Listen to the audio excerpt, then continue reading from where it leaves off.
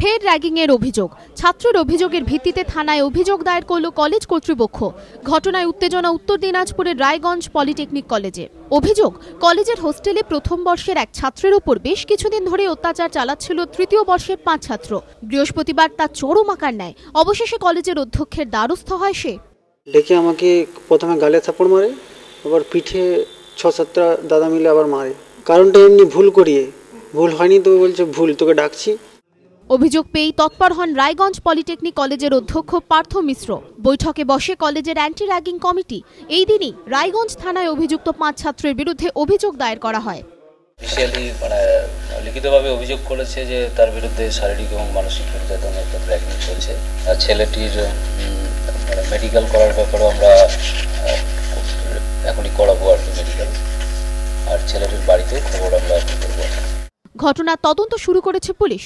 সুদীপ চক্রবর্তীর report, ABP আনন্দ, উত্তর দিনাজপুর।